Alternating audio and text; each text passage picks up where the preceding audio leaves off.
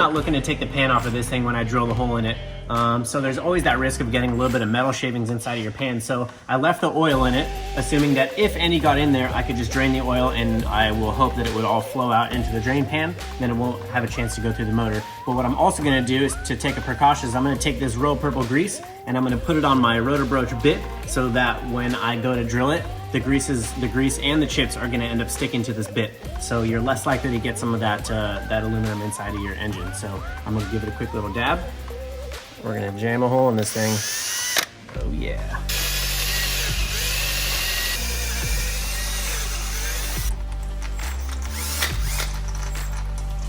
At least you know there's gonna be no shavings in there. The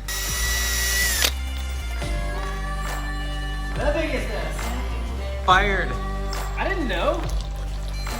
So after much deliberation and making a gigantic mess over there with a bunch of royal purple oil, I decided to yank the manifold back off, take the turbo back off, and I really think it's a good idea right now to do it. And I'm gonna go ahead and cut an inch off of this flange right here. And that's gonna make it so basically I can move the turbo up a little bit. Because the biggest thing that I'm worried about right now is that there's not enough gravity feed out of the bottom of the turbo to get the oil back into the oil pan. So if I can just figure out a way to get that turbo like an inch higher, I think it's gonna have a better gravity flow down to the oil pan, and it's gonna keep that turbo nice and happy for longer.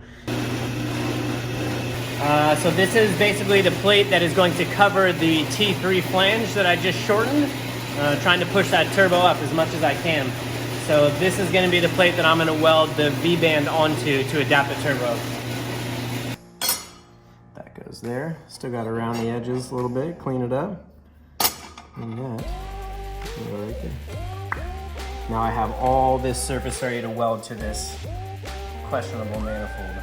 I was just really worried if I was to weld that right on there, it probably just would have broken this thing off of there, and that's all that holds the turbo on. So I think that with all this weld all the way around there, and then this being welded to nice thick plate steel, I think it's going to be much more happy.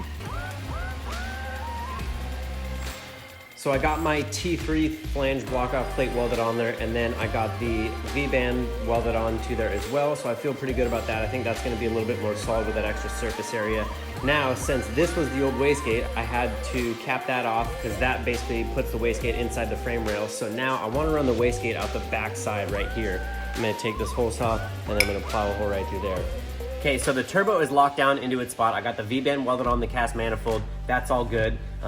Next thing that I have to do is figure out where the wastegate's gonna go. So what I'm gonna do is I'm gonna run it out the back side of the manifold. I already marked it on the chassis where I wanna give it a little bit of massaging with this here hammer, and then a little more clearance for the wastegate, and then the wastegate dump is gonna go around the downpipe and dump out the ground. So, clearance time.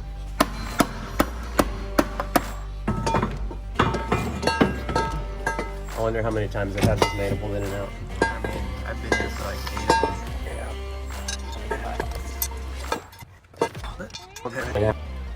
So I have here a Compgate 40 by TurboSmart. It's a wastegate that we're gonna use on this car. This thing is used. It's about $350 brand new, but I had a buddy of mine who had one, and I picked it up for $100. So just trying to save money anywhere we can on this thing, and TurboSmart makes a great wastegate, so I'm not worried about it failing or anything. So here is the flange that I have for it. So I'm gonna weld this onto the manifold. I have to do a little bit of trimming to get it fit a little bit better, but I'm just gonna try and see how well it fits and how much I have to trim on that. Then I'll probably pull it out and tack it and then weld it.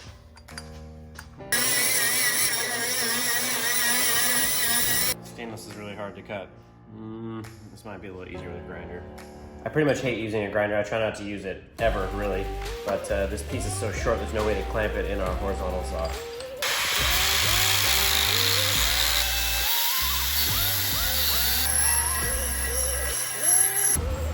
Oh, wow. Go us. Maybe we should hang the turbo on there and make sure it's not too close to the exhaust housing.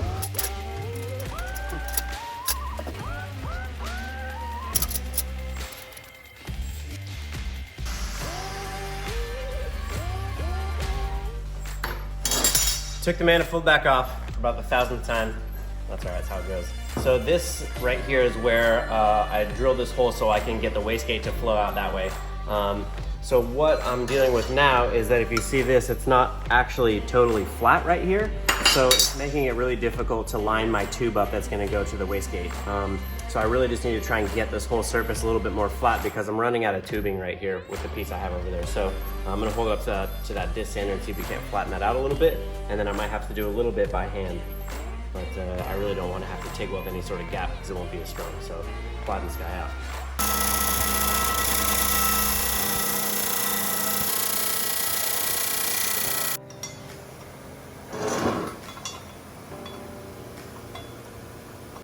Still not perfect, but it's definitely a little bit better. Okay, feeling pretty good about where we got the turbo locked down finally with lifting it up a little bit. We got the wastegate locked down, which is looking pretty good. Got it all welded out. So I got my buddy Sam coming over tomorrow. We're gonna yank the head off of that thing and we're gonna do head studs and a head gasket. So I shouldn't put the turbo manifold back on because the head's gotta come off anyway. So we'll see how that looks. Maybe it will need to go to the machine shop and get a fresh surface on it, maybe not. But overall, a little bit more work than I was anticipating, but feeling really good about it. I think this is the right way to do it.